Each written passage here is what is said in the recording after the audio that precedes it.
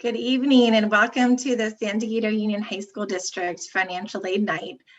Tonight we're excited to share a panel of professional financial aid representatives, and we are so happy that they were able to join us this evening to share this information with our community.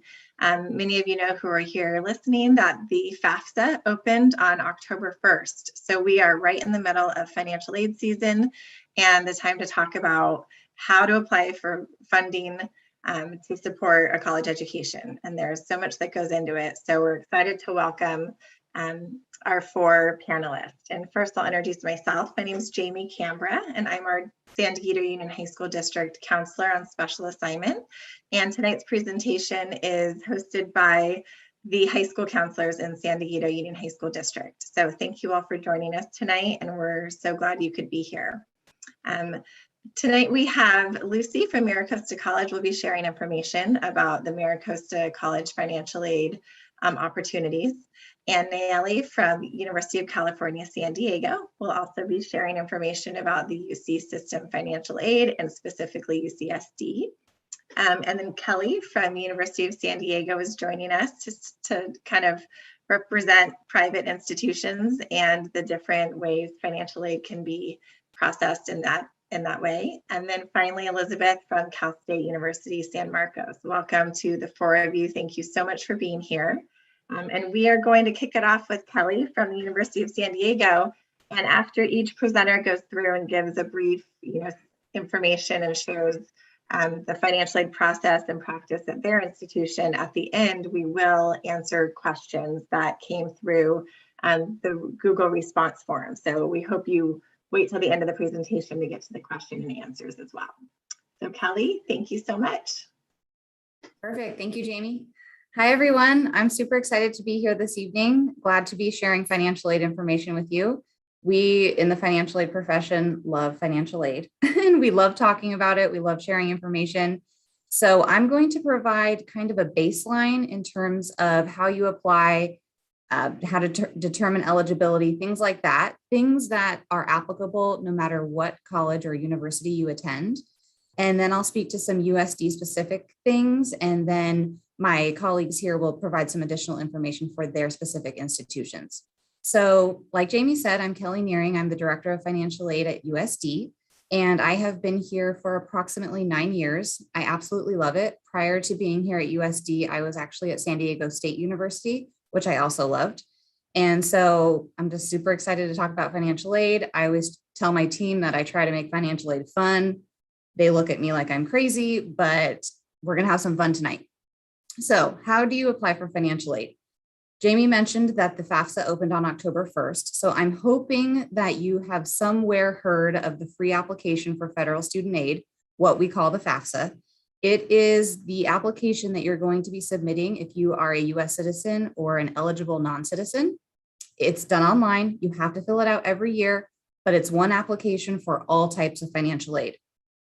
For our undocumented folks, you're going to be submitting the California DREAM Act application, which is also online, also submitted every year.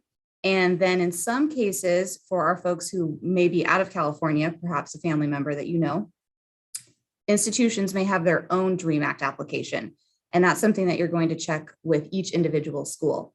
So those are the three most common applications. And in some cases, there's a supplemental application called the CSS profile. Now, here at USD, we don't utilize a CSS profile. So that is something that you will have to check each individual school to see if the school requires that. If you just remember the FAFSA or a DREAM Act application for now, that's great.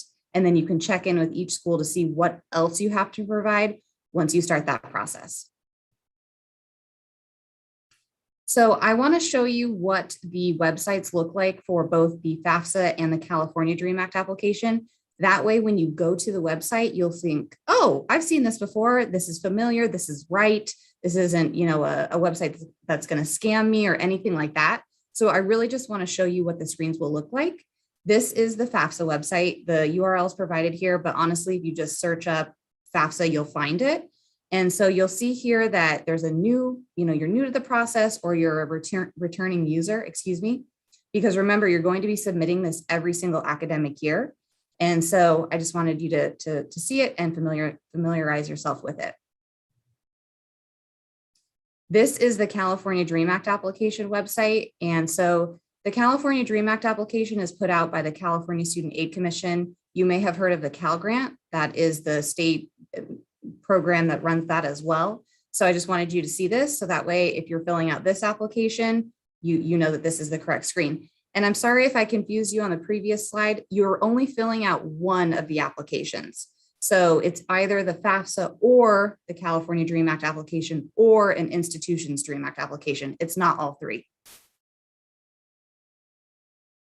So this is the USD Dream Act application. This is institution specific. And I apologize that it's the 2021 version. We are actively editing it for the 21-22 academic year. And so I provided the URL here. If you have any questions about which application to submit, you can reach out to any financial aid really at any school, and they can help you figure out which application you need to submit. This is the CSS profile that I mentioned. So only a handful of schools will require this. And it's very similar to the FAFSA. It asks many of the same questions, but it dives a little deeper into some financial questions.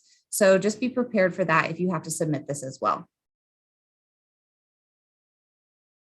So many of our families ask us, who needs to be on the FAFSA? Which parent am I putting on the FAFSA?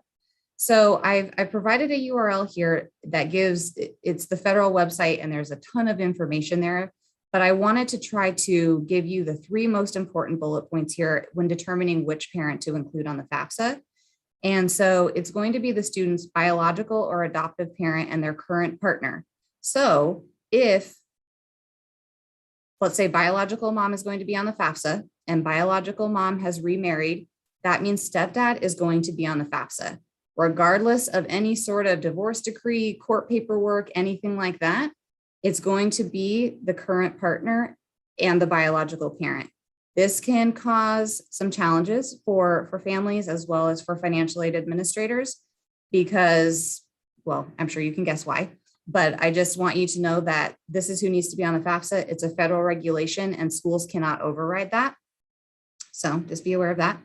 If biological or adoptive parents are divorced and we're only doing one parent, it's going to be the parent with whom the student last lived for the past 12 months. If that is truly a 50-50 split, then we're going to the parent that provides more than 50% of financial support. So for some folks that can be confusing. We're here to help. If you have any questions about that, please reach out to any university, really. Quick little sidebar.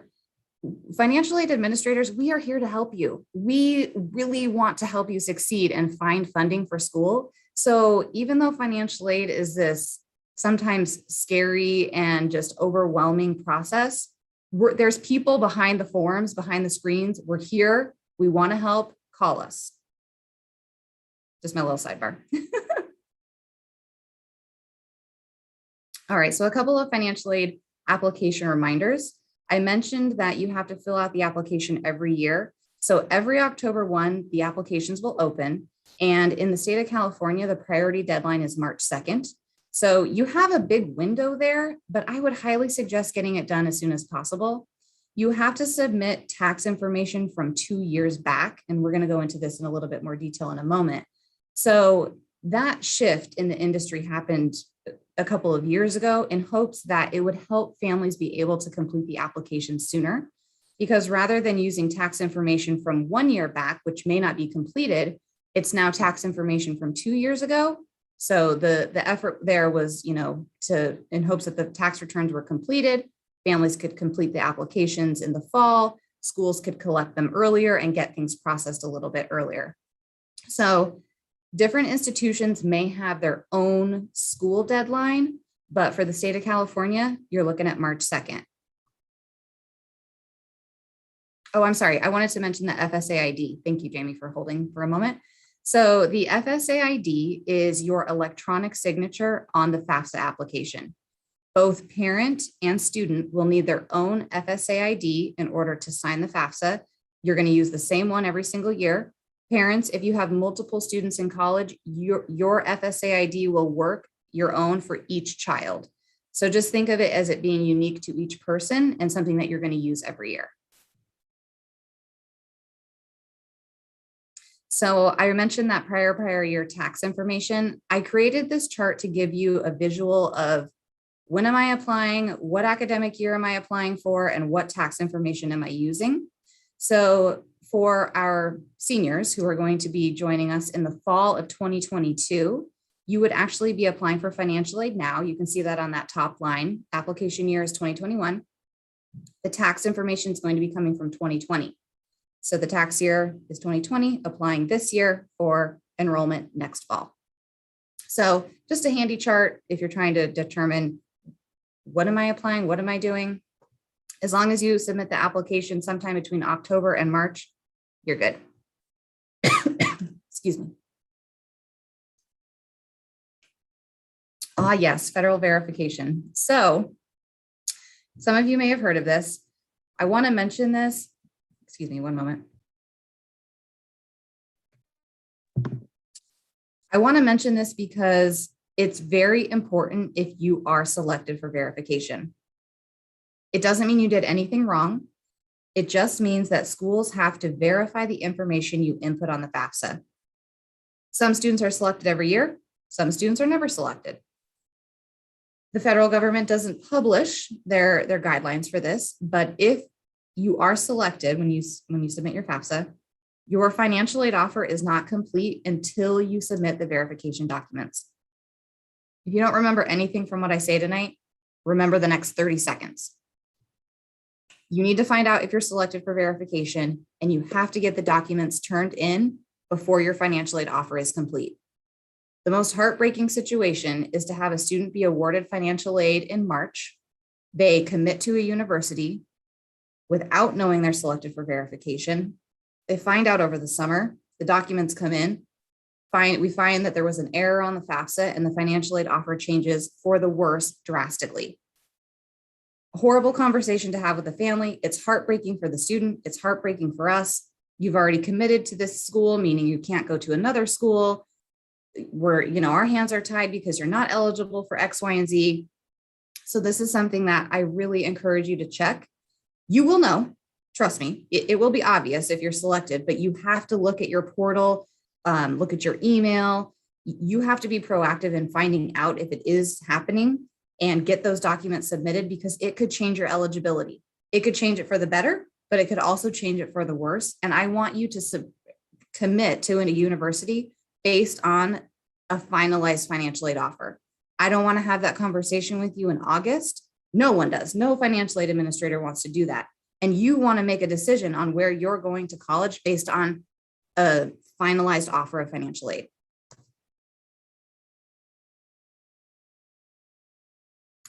All right, so when you fill out the FAFSA application, at the end, there's going to be a number on the screen, and it's going to say, this is your expected family contribution. What is that? It looks like a dollar amount. Many families think, oh my gosh, this is how much I have to pay to the university. Don't think of it as a dollar amount. Think of it as a score, kind of like your credit score. That is the number that schools use to determine financial aid eligibility. So we take that number and we have our cost of attendance. We'll talk about that in a moment. And we do some math to determine what your need is for need-based financial aid, meaning need-based grants, scholarships, work study, loans, all of the above. So you're inputting all of this information into the FAFSA, and then they do the calculation. Boom, out comes your EFC. We use that number to determine what kind of aid you're getting. So what's driving the EFC? I've listed here what the primary drivers are of the expected family contribution. Every question on the FAFSA feeds into the calculation, but these are the primary drivers. So that's all. That's great. Great news for the upcoming academic year, the 22-23 academic year. But in the following academic year, in 2023-24, there's this big shift called FAFSA simplification. And basically the FAFSA is going to ask a far less amount of questions, and the EFC calculation is going to change. So there's a lot of chatter about this in the industry with our parents, our students. Everyone is talking about it because nobody really knows how the changes are going to impact families. One of the biggest changes coming is that the number of students in college will no longer impact the EFC. So what kind of to give you context with that, if a family of 5 has 2 students in college, then their expected family contributions may come down a little bit because there's 2 students in college. Moving forward, that won't impact the EFC. So you could have 1 child, you could have 10 children, and it doesn't change it. So there's some other changes coming, but we don't really have any answers yet for folks. And so as soon as we know, you all will know. But just keep in mind that the 22-23 academic year financial aid eligibility may look a lot different moving forward, starting in 23-24.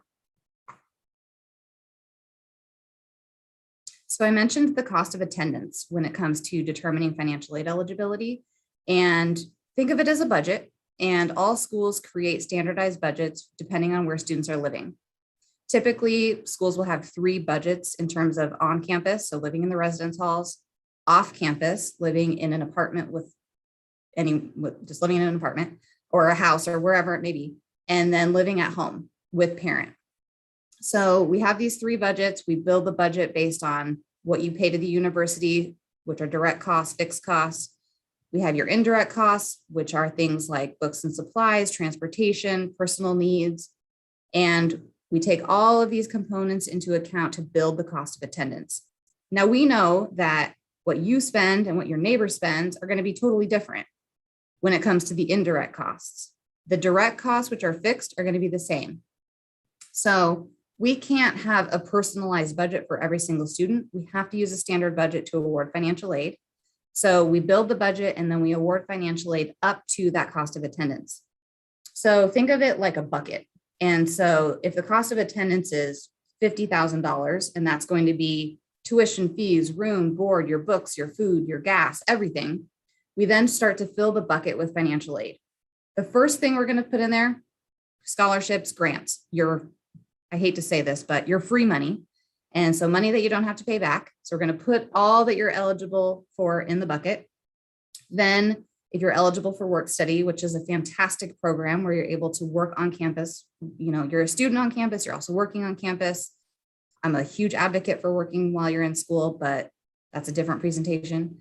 And then on top of the work study, we might have student loans and parent loan, maybe some outside scholarships. So we're trying to fill that cost of attendance bucket with all types of financial aid.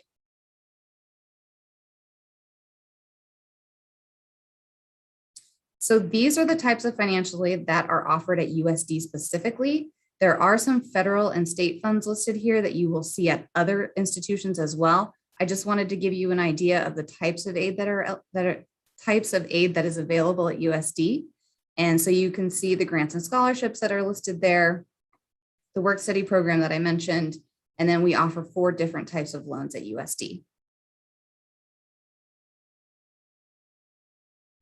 So you may have heard of the award letter, the offer letter, your financial aid award, financial aid package. It all means the same thing. It basically is, what are you getting in terms of financial aid? All schools do it differently. I mean, most schools will list it in the portal. Most schools will send you an email letting you know that it's there. Back in the day, it would come on paper. So it's really up to you to determine how all of the schools are doing it. And although there's best practices in the industry, every school does have its own unique way of doing it. And so when you're looking at it, you really want to kind of look at the big picture. So you already know that there's a budget. You know you're looking for the cost of attendance. You know that there's going to be some direct costs and some indirect costs. So you know there's going to be some things that you're paying directly to the school. You know there's going to be some costs that come up that you're not paying directly to the school. And so you're really looking for the total cost of attendance. What are you getting in terms of grants and scholarships? Are you eligible for work study? Are you going to borrow a student loan? Parents, are you going to borrow a parent loan? Are you going to pay out of pocket? In most cases, you're going to see what we call a gap, where you'll have your fixed costs. From there, we'll subtract your grant or scholarship aid, and then that's where you see the gap. And that's where you're going to be filling in either out of pocket or with student and or parent loans. This can be confusing. Again, there's people behind the award letters, behind the screens, behind the portal. We're here to help. So once you see your offer of financial aid, however it comes to you from each school, please reach out to us so we can go through it with you. One, to tell you if you're selected for verification and it's a finalized offer. And two, to kind of work the math with you to see how you're going to make up that gap. Do you have enough grants and scholarships to cover tuition? Do you need a loan for living expenses? Things like that. And one step further, you want to think of this in terms of 4 years. So if you're looking at 1 year and you're thinking to yourself, okay, I can do this. I can borrow a $2,000 loan and, I can get everything paid. I'll have money for my books. Well, can you borrow $8,000 for all 4 years? You want to think 4 years, big picture, before you commit to a university.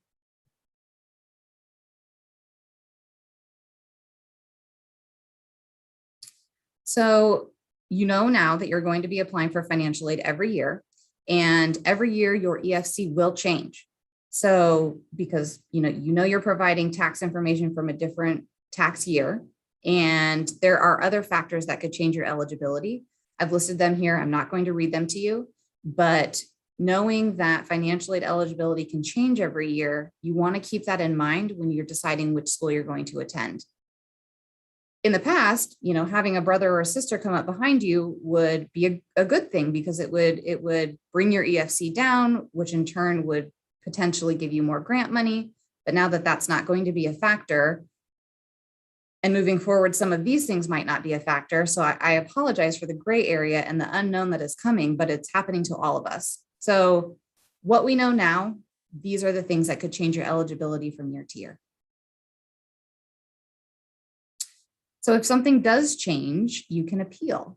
And much like the financial aid offer and award letter, all schools do this a little differently as well. So most schools will have a form that you can fill out if you've had a financial change or you're experiencing a financial hardship.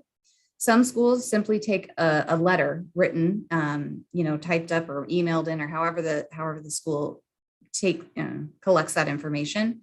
But in most cases, there's a form. And so this is something that you want to check on each individual institution's website to see how you appeal. Every school has a process, but every school may do it differently. And I highly encourage you to appeal if it's applicable to your family. You know that you're submitting tax information from 2020 for the 2022 academic year. Okay, well, we all know what happened in 2020. And so appeal, if something has changed drastically for your family, you want to appeal. Because that FAFSA is a snapshot in time of what your family's financial situation looked like.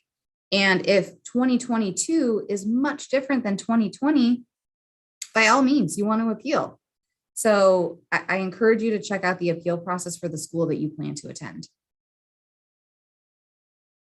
So just one last thing, I wanted to mention scholarships. So you're filling out the FAFSA application or a DREAM Act application in order to receive financial aid. The kind of partner to financial aid is scholarships. And so with scholarships, you have to apply to each one individually. That's the drawback. Whereas with the FAFSA and the DREAM Act applications, one application, you're done. With scholarships, you have to seek them out and apply for each one individually. There is money to be had for the proactive student. If you're willing to sit down and do the search and write the essays and submit the applications, there is definitely funding out there, but it's on you to find it. So this is the scholarship website for USD. You can see the different tiles there. And so we have university scholarships and scholarships that are just for USD students through our matching tool Scholarship Universe. We also have some search engines listed here. It really is up to you to find them, but I'm telling you, money is out there. So please just take maybe an hour a week, sit down, write a couple essays. You'll find some money. And one last thing before I turn it over to Lucy, a couple of scholarship reminders. Please, if you ever come across a website that says, send us $99, we will guarantee a $1,000 scholarship, get out of there. No. You should never have to pay any money to apply for financial aid, to apply for a scholarship, ever. You want to check the deadlines. You know that you're filling out the FAFSA now for next academic year. There's also scholarship deadlines, and they come far in advance. Everything happens about a year in advance. So you want to be checking now. You want to be checking the whole time you're enrolled in college, because some are renewable, some are not. And so that's something that you want to be doing every single month until graduation. All right. With that, I'm going to turn it over to Lucy. Thank you so much. Thank you, Kelly. My name is Lucy Fonseca. I'm from Maricosta College, and I'm a financial aid technician. And Kelly did a great job of kind of going over the federal application. I'm going to go over some things that are, just in for the community college.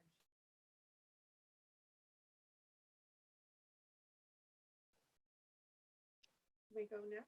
Lucy, can you speak a little louder? We can't hear you very well. Let me turn this up a little bit then.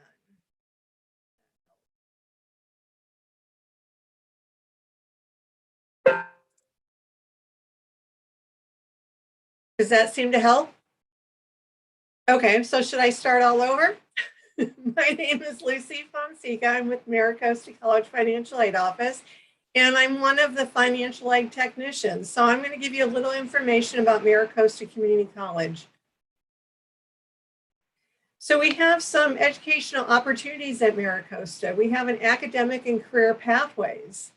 And some of those ACPs is what we call them, is business and technology, and creative and applied arts, health sciences, language and communication humanities, math and sciences, and social and behavioral sciences.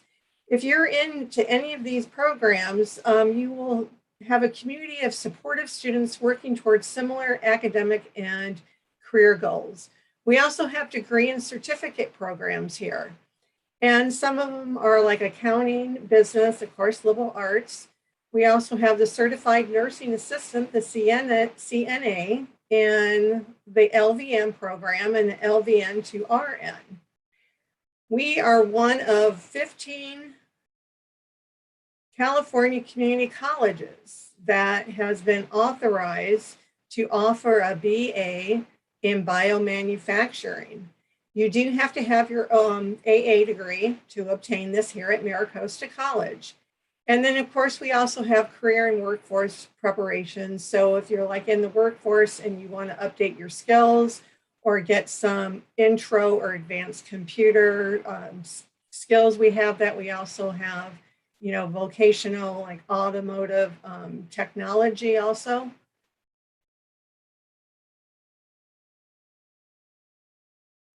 And of course, at the community college here, our units are $46 per unit. So it's actually a bargain. And, the materials fees do vary. And you can see on here, I won't go through it all, the health service fee, the parking permit, and student center. Our bachelor's program for biomanufacturing, the total is 130 units, which is great. So just know our fees are a little bit less than like a CU or a state university. So when you fill out your federal application, always make sure to put all the colleges that you will be or possibly attending. And again, here are some of our financial aid, which is similar. We have, the Pell Grant, which is a grant that you don't have to pay back. A federal supplement opportunity grant, the FSEOG. And we do have work study. And actually, I'm the work study coordinator for Maricosta College. And a little bit of history, I started at Maricosta College and was a work study student. And so I actually stayed within Maricosta College. This is a great program. This is where students can work on campus up to 19.5 hours at Maricosta. Right now, the hourly rate is $14 per unit. And in January, it's going up to $15. And the good thing about it is that if you're a work study student, when you report your earnings on the next, for that school year, 2 years down the road, if you're still in college, those earnings that you use are excluded. So they aren't held against you when it's determining some of your financial aid. And of course, we have the federal direct loans, subsidized and unsubsidized. And the lender is the U.S. Department of Education. And then we have the California College Promise Grant. That was formerly known as BOG fee waiver that some of you might know, and that will waive the $46 per unit. We also offer the Cal Grant. We offer B and C at MiraCosta College. And with that state grant, we also have the Student Success Completion Grant. We have institutional grants, which is the MiraCosta Promise, which I'll go through in the next slide or two, and I'll go over scholarships in a different slide. And we also have programs like the EOPS that will help with some assistance with books or other things that you possibly might need for your education. Okay, and here's the MiraCosta Promise. And I think some of you have already heard this: free college for 2 years. And this covers your tuition and fees and includes a stipend for books. And the criteria is that no financial need is required. So you can complete the FAFSA, the application, and if you don't have need, we can still offer your student this Promise Grant. You need to be a first-time college student. Enrollment, like it says, while in high school is not counted. You need to be full-time, 12 units or more by the semester drop deadline. You need to be a resident of California or an AB 540. Complete the FAFSA or the DREAM application each year and maintain good academic standing.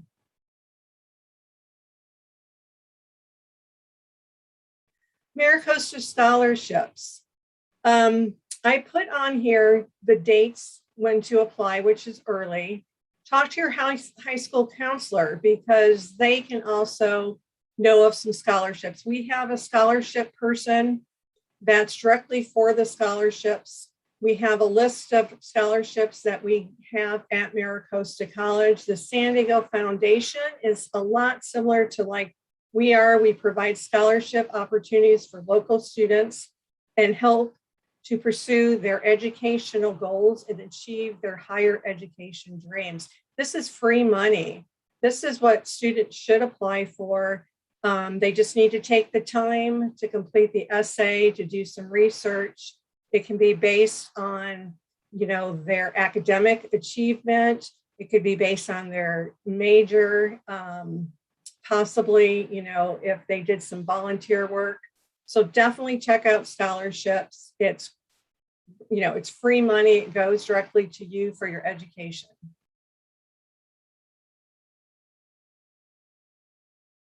And the financial aid process, this is here at MiraCosta College. So you apply for your applications, which came out October 1st.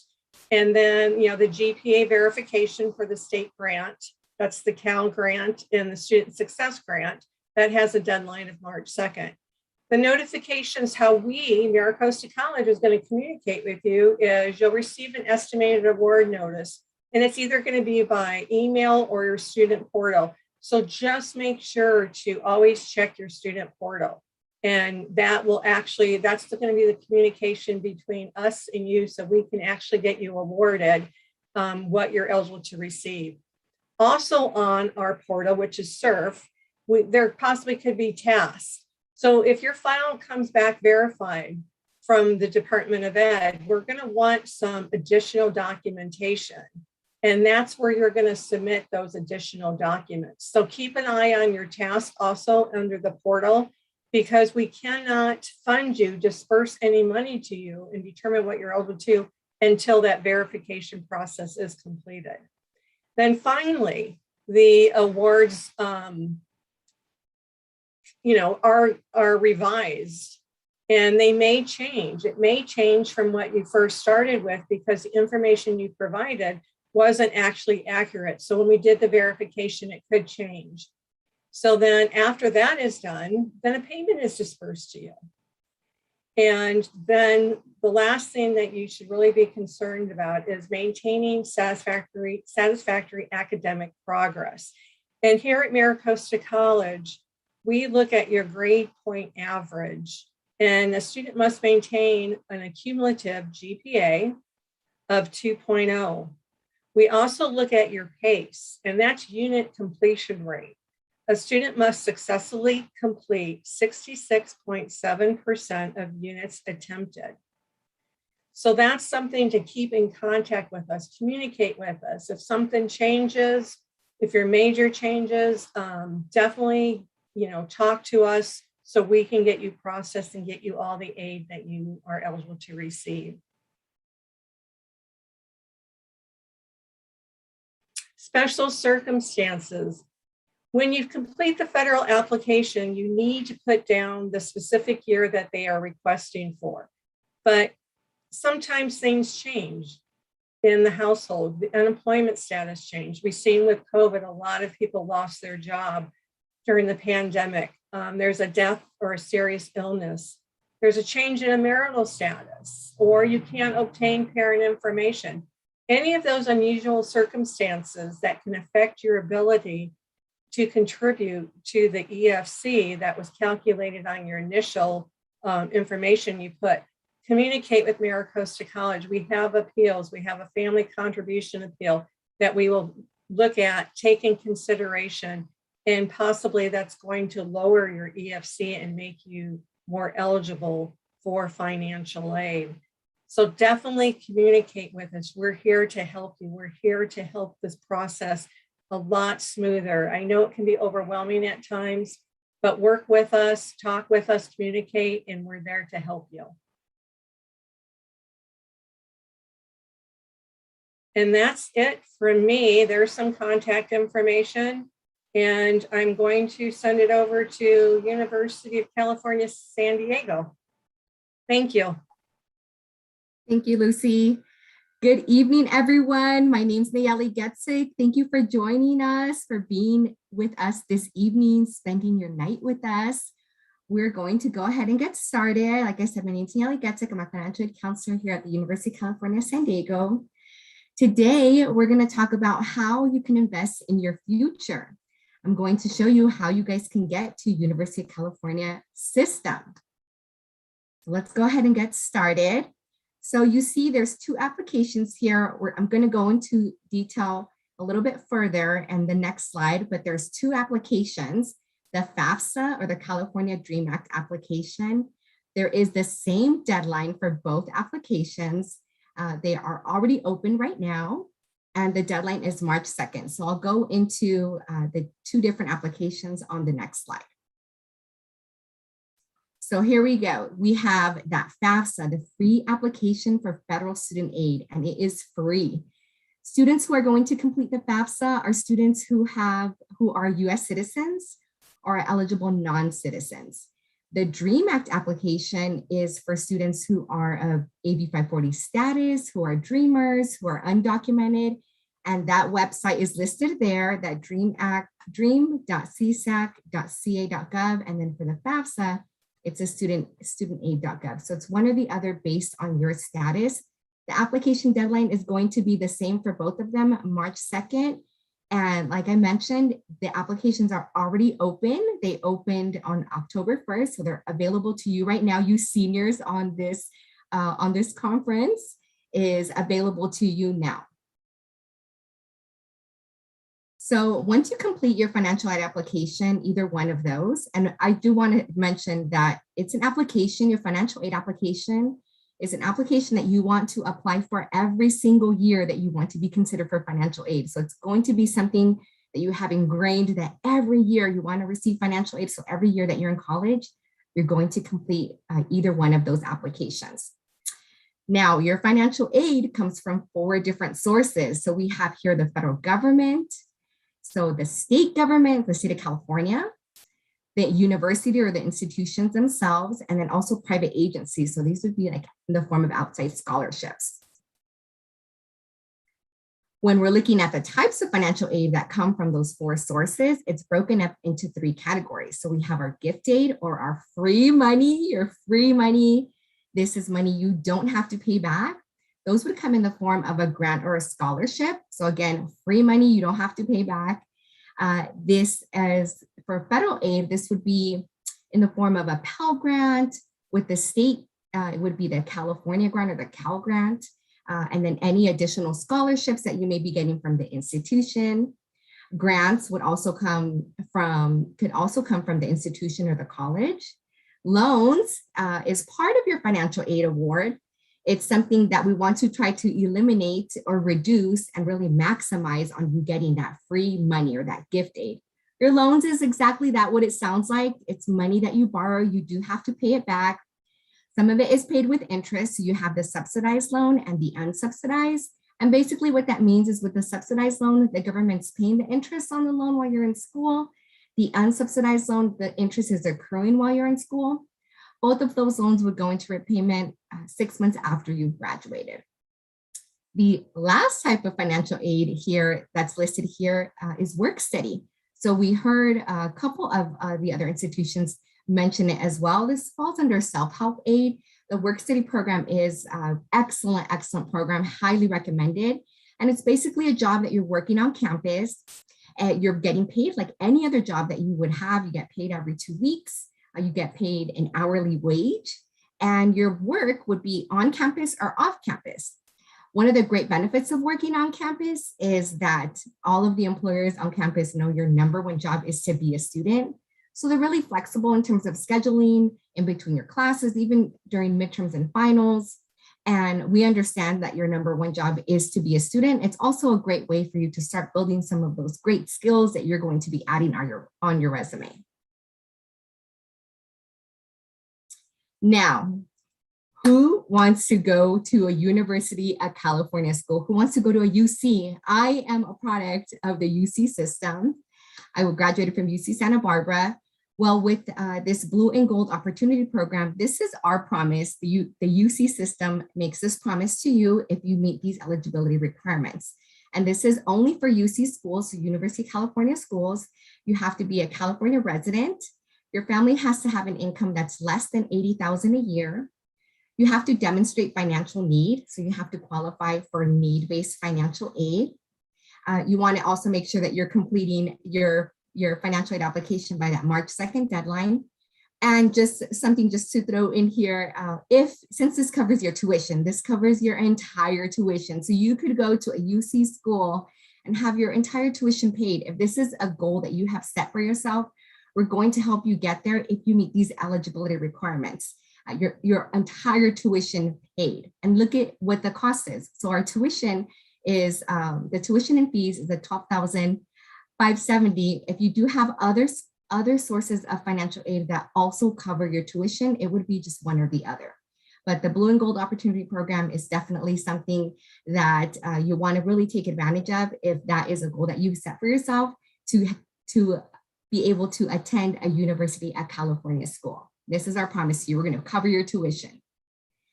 Now, if your family has a higher income, there is still an opportunity for you to have your tuition paid through the state of California. So that's the California Student Aid Commission. And that would be in the form of this middle class scholarship. So you also have to be a California resident. Your family income has to be within the ceiling of the $191,000 or less. You also have to be able to qualify for this type of funding and not be already receiving another source of funding that covers your tuition. And if you wanted to find more information, the website for the California Student Aid Commission is listed right there at the bottom of the page. I had mentioned that there are outside sources, outside agencies, other forms of financial aid that you can receive. And so this would be in the form of scholarships. One of the things that you want to really do as you're trying to plan your academic goals that you set for yourself and trying to see what's going to be the best option for you in school in terms of college is really trying to help to minimize you taking out loans. So the scholarships is going to help you get there. You want to look at outside of into your community. There's also these scholarship search engines that are listed here on the page. All of them are set up fairly similar in that you set up a profile, and then based on your profile, you'll start to receive scholarships that match your profile of interest, and then you would have to apply for them. You really want to set a calendar where you can have dates and deadlines listed on that calendar so that you're not scrambling at the end to get all of your documents together, whether it's writing an essay or if you have to provide a letter of recommendation from somebody to apply for the scholarship. I do want to recommend for all of our seniors, before you leave school, before you graduate, I would encourage you to seek out a letter of recommendation from one of your teachers. Have it be a general letter of recommendation. That could be something that you use for these scholarship applications. Not all of them ask for it, but it's nice to have it if that was requested.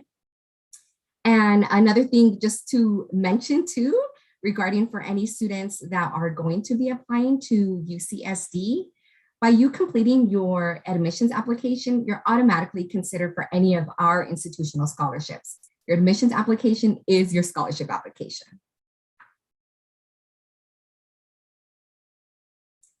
Now, when you're looking at your overall cost of what it's going to be for you to attend a college, this pie chart kind of helps to put a little bit of perspective to it. So you see here the biggest chunks of your investment is going to be on your tuition and fees and your room and board. And so that room and board is your housing, your meal plan, your food, and that tuition and fees. But again, if you take advantage of that Blue and Gold Opportunity Program, that could be covered. And then also there's the other state programs that would cover your tuition and fees as well, based on meeting certain criteria. The other percentages in there are also built into your cost of attendance, like your transportation, personal expenses, books and supplies, and we'll go over that a little bit further. So here we go. This is the breakdown that includes your cost of attendance or your budget. So your budget is based on 3 living statuses. So you see here on this chart, you have living at home with parents, living on campus, so residence halls, university apartments, or off campus where you're renting. So based on your housing status, that's going to be your cost of attendance. And you see the yellow line down below that shows you the total. So in this cost of attendance or your budget is those biggest components, which is your tuition and fees, you have your housing and meals, books and supplies, personal expenses, and your transportation. So the biggest chunks of your budget components are going to be those direct expenses, like your tuition and fees. These are actual charges you'll have on your account. And then your housing, if you're living on campus, and a meal plan if you're living on campus. Or if you are off campus, whether it's living at home with parents or you're renting, then you would just be looking at your tuition and fees being the biggest chunk of that investment that you're going to have to plan ahead for. And then the other items, like the books and supplies, personal expenses, transportation, those are all indirect expenses. You'll never get billed for those. They're just there to help you budget in terms of planning how much it's going to cost you out of pocket to pay for college. So just some tips here, just to remind everyone that the FAFSA, the free application for federal student aid, or the DREAM Act application is open right now. It just opened. So those applications are available to you now. I would encourage you to start looking at that, create that FSA ID that we heard about earlier, that electronic signature you're going to use, but really take advantage that the application period has opened and it's accessible. And then you have all the way up until March 2nd to complete your financial aid application, get it submitted. I would also really encourage you to not wait for the last minute. If there are any issues with your FAFSA or DREAM Act application submission, you want to make sure that all of those issues are resolved so that you still make that March 2nd deadline. Also encourage you to check with the colleges that you're applying for in case if they have separate deadlines or separate applications. And then just something to, just a tip that I can give you when you're completing your FAFSA or DREAM Act application, you'll want to make sure that at least one of your parents signs it. And it's also going to be with that electronic signature with that FSA ID. And if anything has changed, since the FAFSA is asking for information from the prior year, so 2 years back, we definitely want to let all of the institutions that you've applied for, you'll want to let them know if anything has changed. So this could be if maybe mom or dad has lost a job, if you have had any high medical expenses, maybe something has changed in your parents' marital status, parents are divorced or separated, or any other special circumstances that has affected your parents' ability to contribute to your college education, please check in with each financial aid office that you have applied to, so you can go through the process of submitting a special circumstance appeal. And then that office would communicate with you what documents you need to submit, what items, so that we can recalculate your financial aid eligibility and see what other programs you can qualify for. And that brings us to the end. If you have any questions, you can reach us electronically. There is our email, finaid@ucsd.edu. We also have lots of information on our website. And if you are applying to UC San Diego, that is our school code. You'll get to a section on your FAFSA where you're asked to submit your information, your FAFSA or DREAM Act application information to the schools that you want them to receive it. And you could enter our school code at 001317, or you can do a search for our school, for UC San Diego. And that's it for me. So I'm going to turn it over to Miss Elizabeth. Thank you so much, Nayeli. Good evening, everyone. I'm so happy to be here with you all. And you've heard so much information already. And I am glad to say that I will be repeating some of it, only because it is super important in this process. So like all the other presenters mentioned, there are two applications, and you apply for either one or the other. There's a FAFSA and the California DREAM Act application, both with the time frame of October 1st to March 2nd. So you want to make sure that you apply as early as possible. Here at Cal State San Marcos, our scholarship application also opens on October 1st, and that will close February 1st. But I will go into a little bit more detail later on. I know we're kind of nearing the end of our presentation, so I will try to make this as quick as possible and as painless as possible. Private scholarships have their own deadlines, as previously mentioned as well, but we will go into that a little bit later. So here at Cal State San Marcos, we heavily rely on email. I mean, it's the age of technology, so we will communicate any important information via the email that we have for the student. So as incoming freshmen, that will probably be a personal email, but as you get established as a student, you will be given a CSUSM email address. So you'll be needing to check that instead. But in the meantime, we'll send you communications to your personal email. And you'll also want to be checking your student portal, because that is where you will have to do items that are assigned to you if selected for verification, or we need any other information from you. All right, so just recapping the different types of aid available and that we offer here at Cal State San Marcos. We have grants, scholarships, and loans. The Pell Grant is a federal grant. We also offer FSEOG, Cal Grant, and Middle Class Scholarship. So in regards to the Cal Grant, there are two different types that we process here at Cal State San Marcos, Cal Grant A and Cal Grant B. They both have unique requirements. Cal Grant A looks at the need and also the income, and Cal Grant B will look at those items in addition to GPA as well.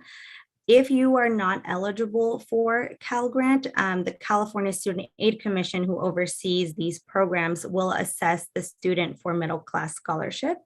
It is also designated for tuition, but it is a smaller amount. We also have a general scholarship, like I had mentioned, that is unique to our university. And we always recommend students to apply for private scholarships, because any additional source of funding could be of great use and help to the students. We also offer federal student loans and parent loans. And we also work with lenders in case you have to take out a private loan. So in regards to our general scholarship, like I had mentioned, it opens October 1st and it closes February 1st. So you may be wondering why the deadline is so soon or so early on in the year. And the reason for that is because we need to allow time for our committee to review all of the different applications, because it is one essay for many, many different types of scholarships. So they will gather together right after February, and we'll start to award these scholarships during the summertime. So this gives the students enough time to know if they will have enough funding for the upcoming school year. So I strongly encourage all of you, if CSUSM is a contender, to also apply for the CSUSM General Scholarship, which is a separate application.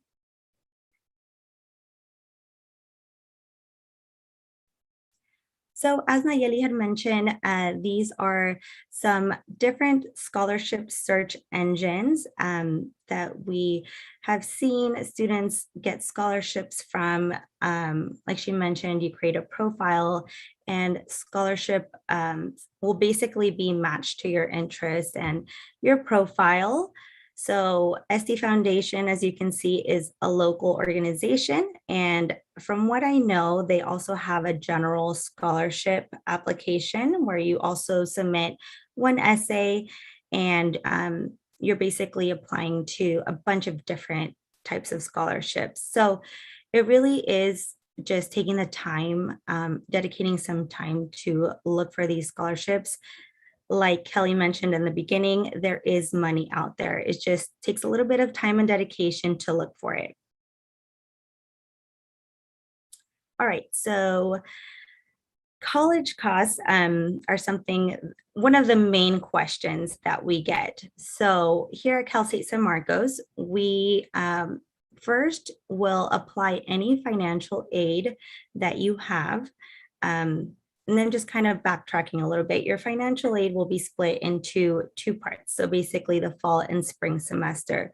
So for example, for the fall, we will take your fall financial aid and apply that to your tuition and fees. If the student has any leftover funding, they will receive a refund. And if they do not, then it is their responsibility to pay for that difference. So there are other expenses, like the other presenters had mentioned, that are not automatically deducted from your financial aid. And these are the indirect costs that vary from student to student. So this could be books, transportation, parking passes. These are all things that the student needs to individually budget and pay for themselves. It could either be with a financial aid refund or out of pocket.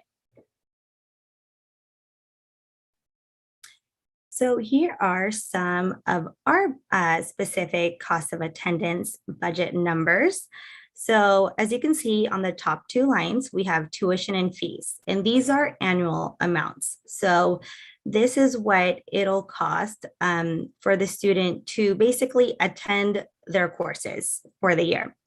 You can see that the living with parents and the living on campus numbers are the same. So the tuition will not vary based on where the student lives. The only things that may change are the indirect costs, like the books, room and board, transportation, and this just all varies on what the student's expenses are. So for example, for books, that's a pretty large amount, $1,000. There are other options like either renting their books versus purchasing them. So I've seen some sites like you can check out, or even just checking them out from the library. That might bring that cost down.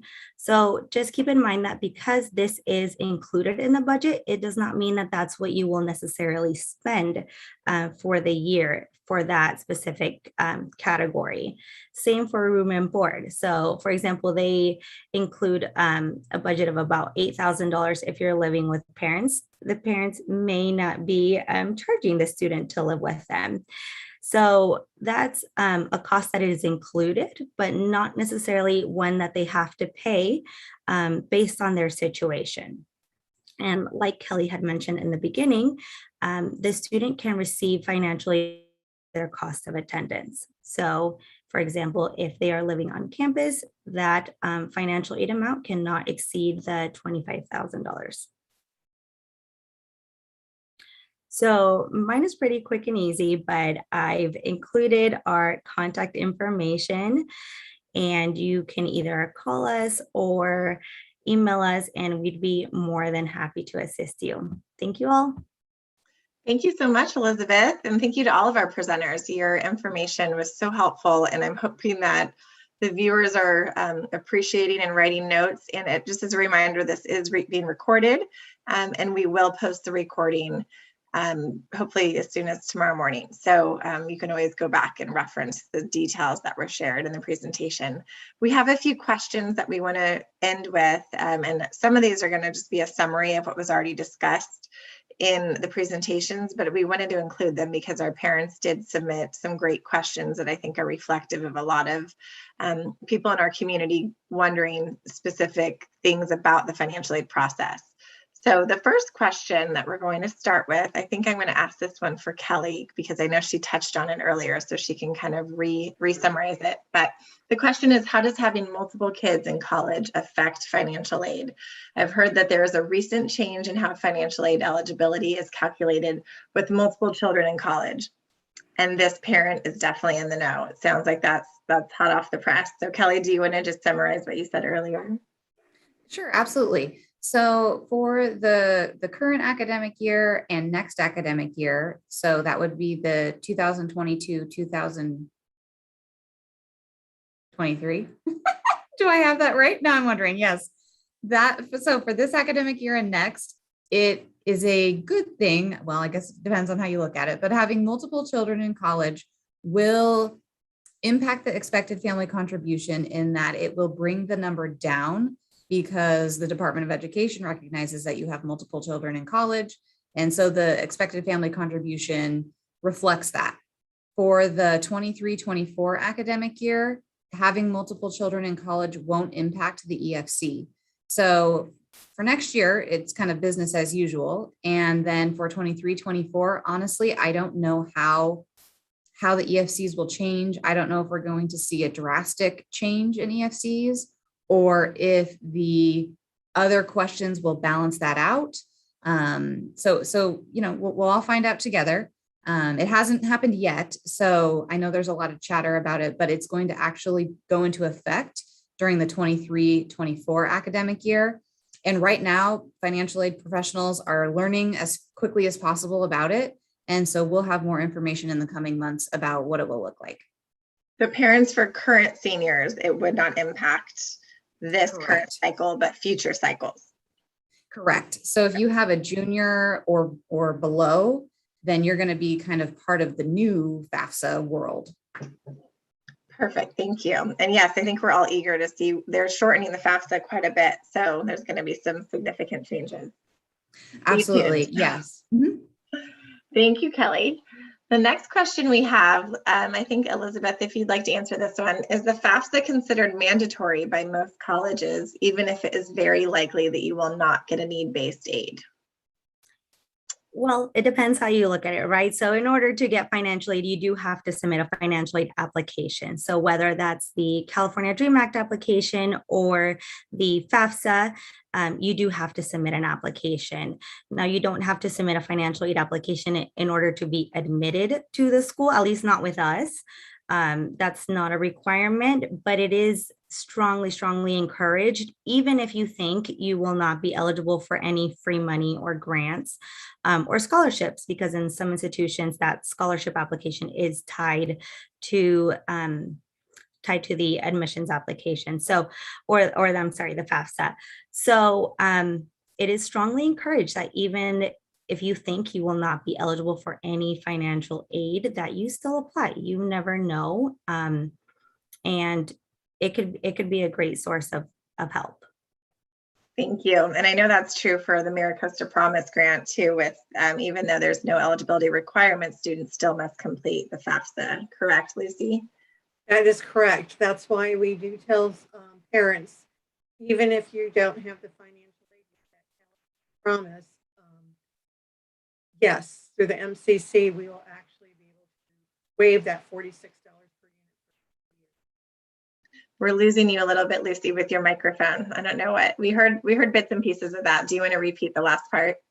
That is correct, that MiraCosta does want you to complete the FAFSA, because even if you don't have need, we will still look at that for your MCC promise to waive the $46 per unit for 2 years of the education. And then also with that, we can do the mandatory fees and also some Okay, perfect. Thank you. The next question, this one's for Nayeli. What documents are needed when applying for financial aid? And I know we've talked about this a little bit too, but maybe give a good summary for the families taking notes.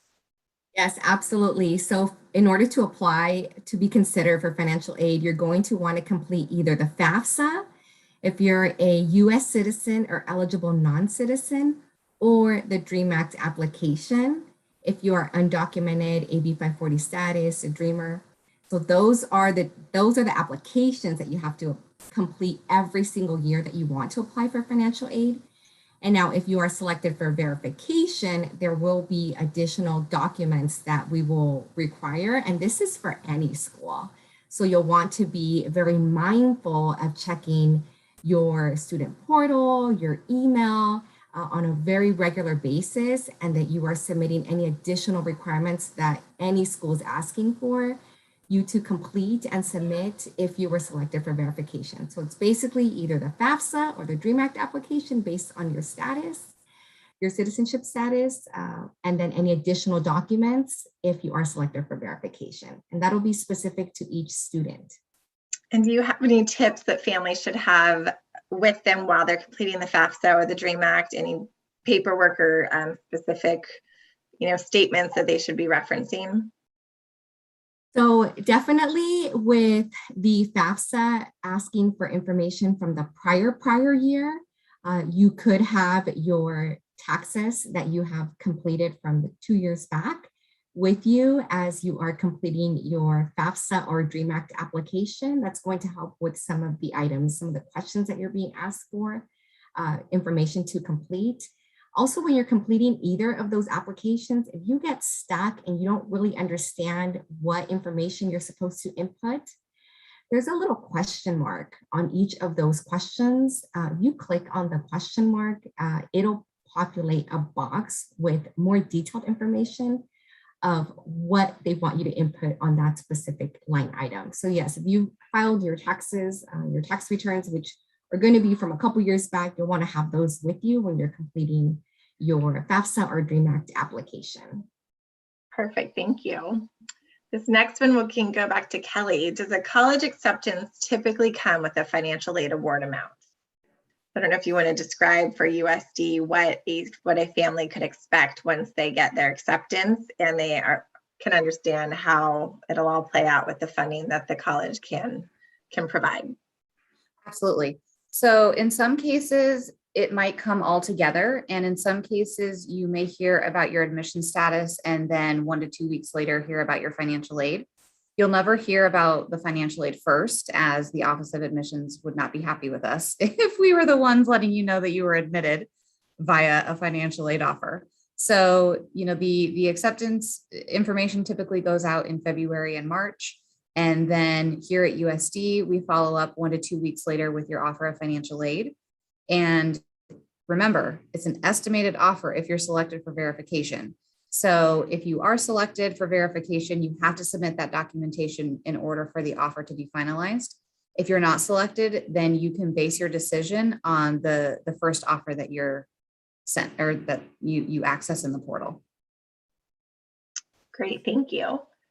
A few more questions. This one, Lucy, if you can answer this one. So if I'm unable to support my child in college, can he apply for grants or loans on his own, or does he still need to submit my financial information? How does he prove that he is on his own for college?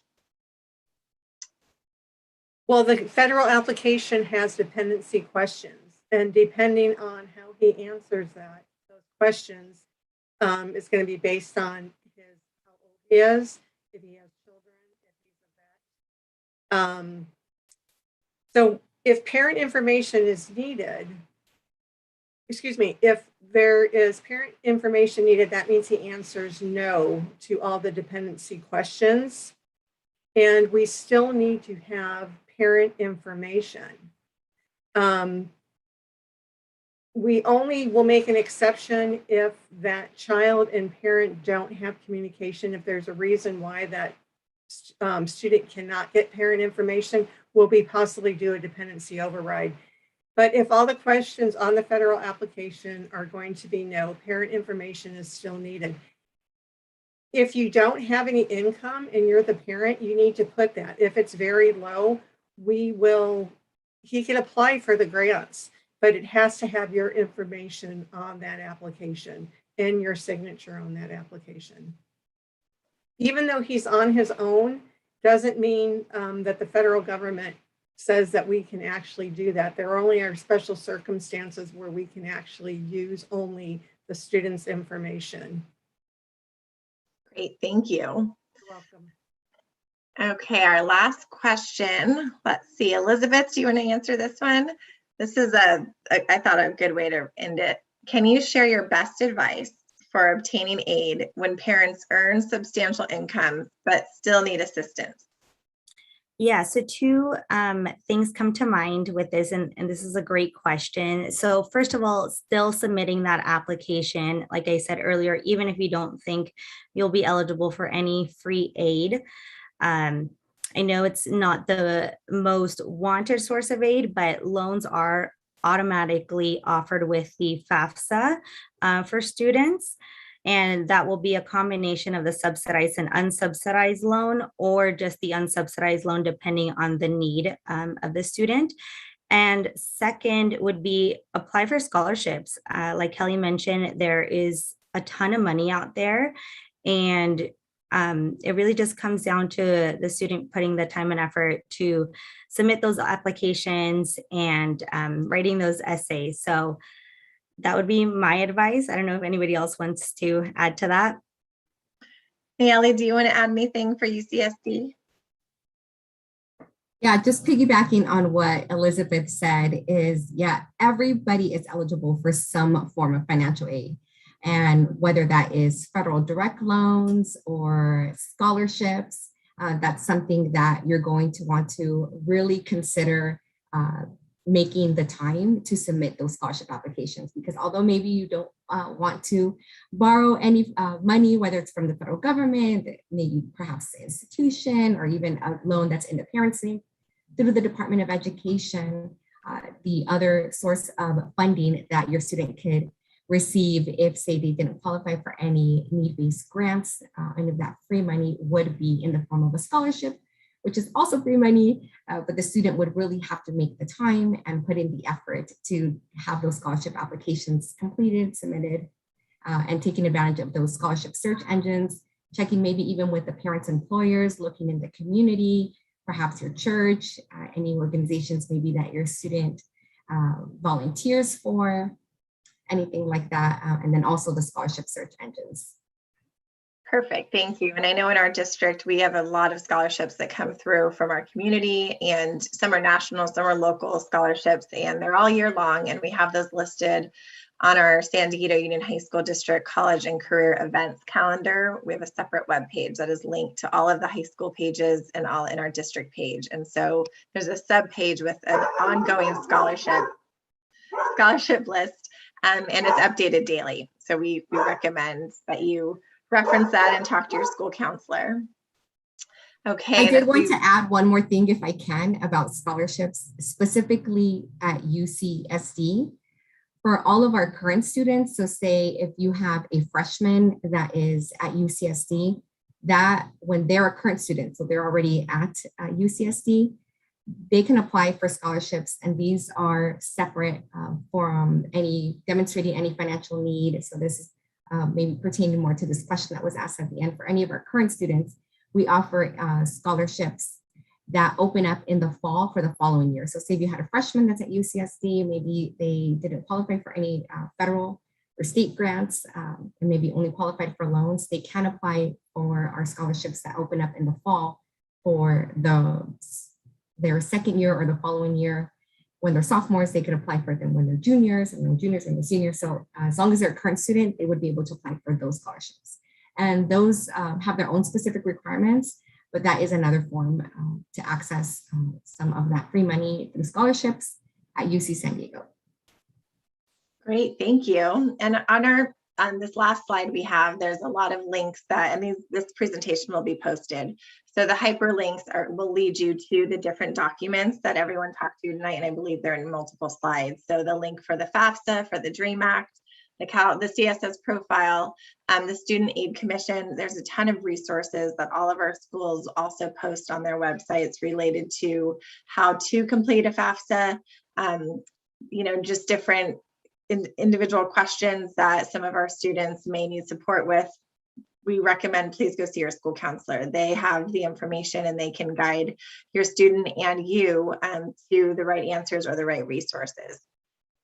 And again, we have a link to all the counseling offices here for the different high schools in SDUSHD so that you can see directly who to contact on the campuses and then also refer the materials that they provide.